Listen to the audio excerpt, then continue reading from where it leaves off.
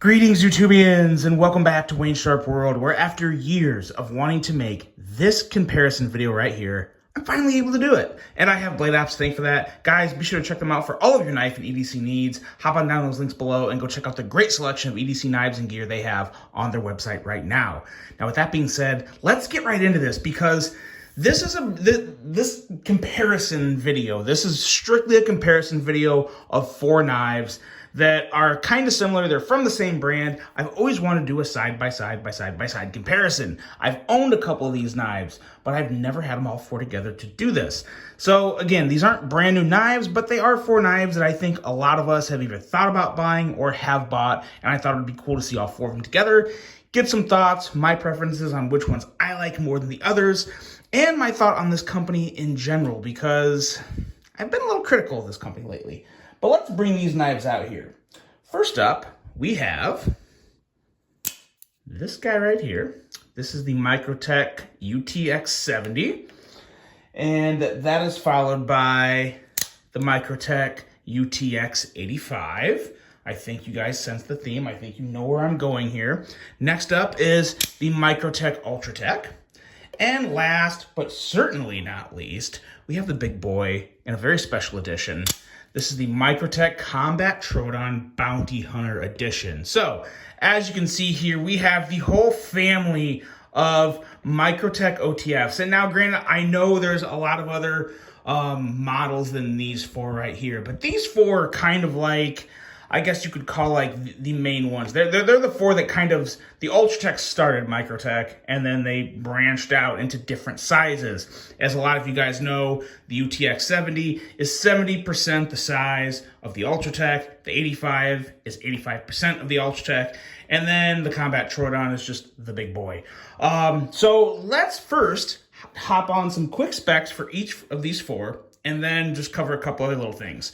For the UTX-70, we are looking at a blade length of 2.375 inches, a handle length of 3.375 inches, an overall length of 6 inches, and a weight, a very, very impressive, ridiculously light weight of 1.22 ounces. Stupid light for this knife.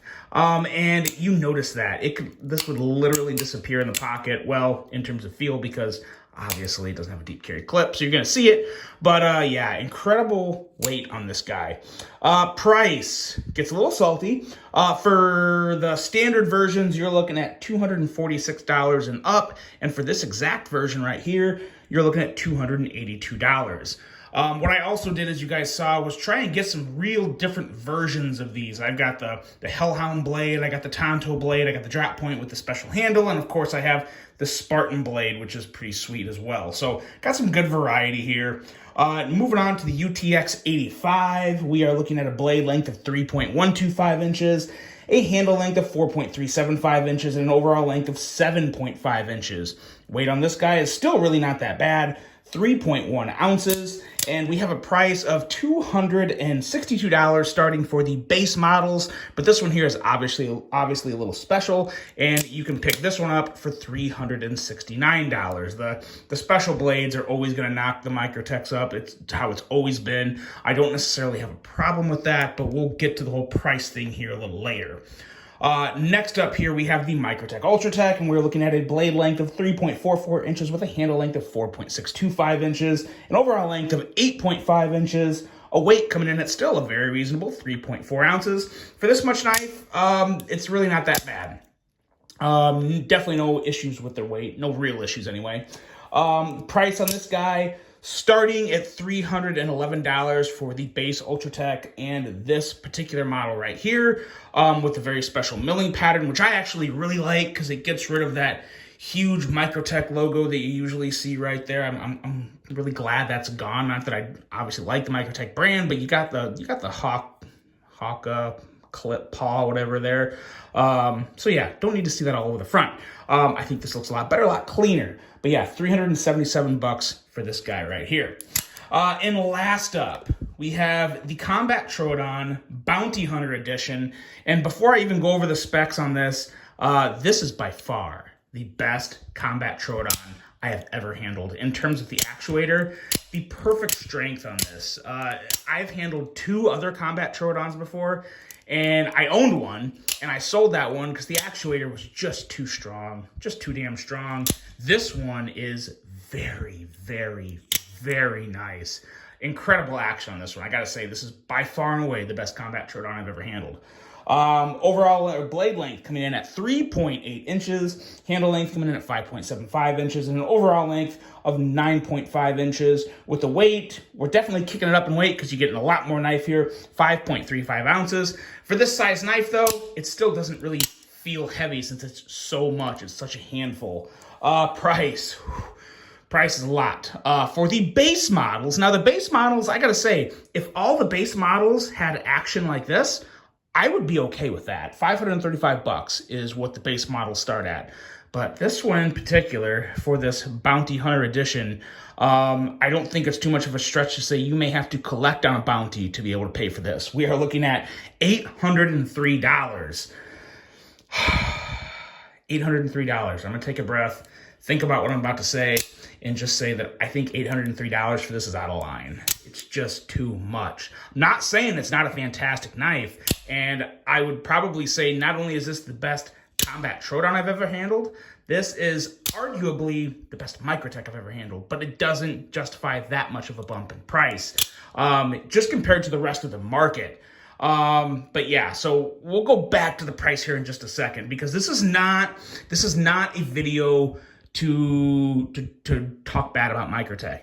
If I make videos for manufacturers, it's to say good about them. I'm very much in agreement with kind of Nick Shabazz has said this before. The best attention for a company you don't like is no attention. Don't say a thing about them, and that's very much what I believe in. I would not go out of my way to trash a company or say a bunch of crap about them if I didn't like them. I really do think the best way to tell a company I don't like them is to give them zero attention whatsoever.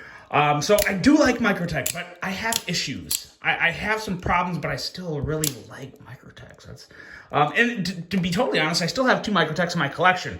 I have the SOCOM Elite, and I have the Exoset. So yeah, I mean, they're still present in my collection. I have sold a couple of them off. But which one would I prefer and why? So price aside, I can tell you right now, price aside and just going off like what I like most in knives, if every combat Troodon handled like this, I would say by far and away the combat Troodon is my jam. And I never really thought I liked this Tonto blade shape. I don't know why I even put all these in my hand. I wasn't sure if I would ever like the Microtech Tonto blade shape. I always thought it was a little odd, didn't look very good. But I really do like this Tonto blade. It kind of reminds me, it has a little bit of Ray Lacano-esque in there. Lacanico-esque, however you would say that. Really, really like the tip of this Tonto up here. It's very nice for utility cuts where usually the tip of a Tonto is a little higher up. This is a little more down, so I really like that. It makes for a little more aggressive tip. And in terms of a Microtech, this is one of the thinner ones behind the edge. So it's going to be a little more slicey than the other ones. Usually the double edges and certain other blade shapes don't quite have ideal cutting geometry. We'll leave it at that. This one here would be very adequate for, I think, a lot of people's daily needs. It'd be fine for me. I would really, really be able to use this on just about anything I do. So I really do like that. And of course, I love the Bounty Hunter Edition. I like how it's all scratched up, so you don't have to worry about putting a scratch on it. It's like worn in for you, and it still looks good like this. Like, because, you know, it's the Bounty Hunter theme. I don't need to go over that again with you guys.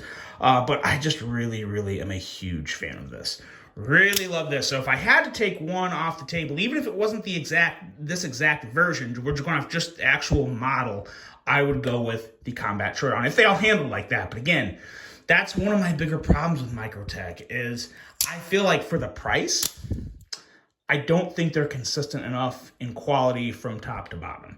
And what I mean by that is primarily actuator strength. And this one here in particular is a good example. This one's just a little stronger than the rest, and it shouldn't be. For what you're paying for these knives, I would really like to see a little more consistency in overall actuator tension, and quality across the board. Now, I've never gotten a Microtech that was a lemon out of the box. To be honest, the more I think about it, of all, gosh, probably 4 or 5 OTF Microtechs, I don't think I've ever had one misfire on me. Like, they've always been super reliable from that standpoint. But when you get into an OTF, one of the most important aspects of an OTF is the actuator and the resistance. And that really factors into the action, is the resistance on the actuator. And this one, as you can see, I have to hold it at a certain angle, especially under the camera, to get this to fire out. Now, it's a little easier since this jimping here is like massively aggressive, too aggressive. Great for gloves, but really bad for just raw skin. Very, very too aggressive in my opinion. But yeah, it's still a nice knife. Again, I like it. I want to see little changes. The UTX-85, that's another one. This one here, the action on this one, whoo, fantastic. Really, really like the action on this one. I would like to see this same actuator tension in the Ultratech. And the reason I say that is because I've had an Ultratech. As a matter of fact, it was my Bounty Hunter Ultratech that had this type of action. Very soft, very easy to actuate, kick the blade out. It was very fidgety. It felt good. It looked great. It was awesome. I really just sold that one because I kind of got tired of that Tonto shape. But yeah, this is the type of action I would like to see on the Ultratech as well. And I really like this, but my whole thing is, for what a UTX-85 is, I don't have any knife laws that I have to worry about, so I personally would want an Ultratech. I really like the Ultratech. I like the bigger blade, and I do like Microtech's drop point. I think they have a very, very good-looking drop point. I just wish they would kind of do away with some of that big blade billboarding. And moving into the last one is the UTX-70. In this one, I thought would be more of like a novelty. I thought it was kind of a joke knife, because it sounds like a joke knife too. I mean, it's just so soft. I mean, hell, listen to this Combat Troodon, and then listen to the UTX-70. It's like the sound of the UTX is like the sound of a fart a Combat Troodon would make. It's just so soft and muffled, but it's still a really nice, durable knife. Actually, it might have a little less blade play than the 85 and Ultratech. I don't know. The actuator action is very good on this. No real issue there. So, again, going back to my point on the Ultratech, because I've noticed that too on other Ultratechs, that the actuator tension needs to be softer. Yeah, this one is just extra stiff.